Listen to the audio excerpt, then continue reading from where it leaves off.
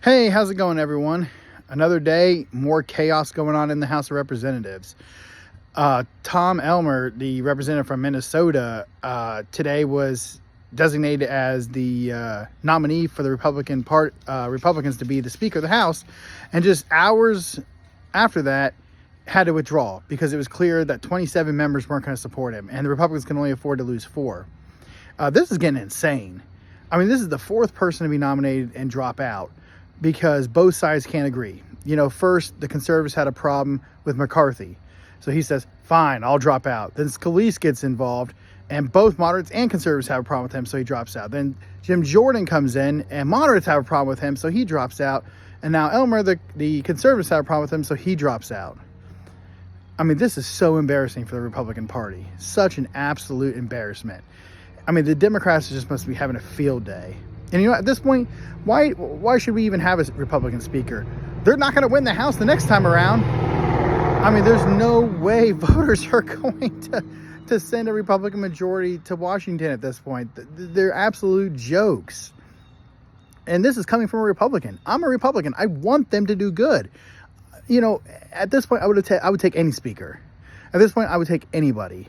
I mean, both these sides need to come together and just agree on a person. You're not going to get everything you want. Conservatives, and I consider myself conservative, but conservatives, you're not going to get everything you want. You're not going to get everything you want. And moderates, you're not either. So the two sides have to come together and agree on somebody, because right now, you know what? If I was the Democrats, I would be doing everything I can just to cause more chaos. I'd be going to my friends on the other side of the aisle and saying, hey, buddy, I don't know if you should support this guy.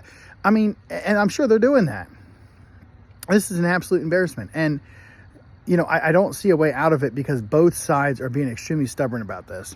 And to be honest, I hold the conservatives more responsible. And like I said, I'm not a moderate. I am a conservative, and I hold my side more responsible for this than the moderates. And I'll tell you why, because they started it. What was McCarthy going to do? He was in a situation with Democrats in control of the Senate and a Democrat president. What did you expect out of him? Like, realistically, not what did you want, but realistically, what could you have gotten? What was he going to do? So the fact that you ousted him made no sense other than it was a personal vendetta perpetrated by Matt Gaetz, or however you say his name. And as far as I'm concerned, that guy's a D-bag because he started this whole thing off. And then he said, oh, you know what? I'm okay. I'll back Scalise. It's like, oh, wait a minute. Scalise was his number 2. He was fully behind McCarthy. So why are you okay with Scalise, but you're not okay with McCarthy? That just tells me it was a personality thing. It was a personal thing, which is ridiculous. You're going to upend the entire party because of a personal beef is insane to me. And now look at the problem we're in. And neither side has an incentive to give in, other than that half of them are going to lose their jobs. And I will say that's the only reason I would defend the moderates in this is they're in more moderate districts. So this makes them look even worse.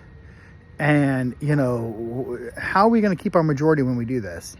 We need to be more like the Democrat Party, lockstep on the outside. Now, I'm okay with disagreeing with each other, behind closed doors, but you don't put things out in the open until you know things are going to get passed. And that's what the Democrats do. So they do it the right way. All right, everybody, you have a great day.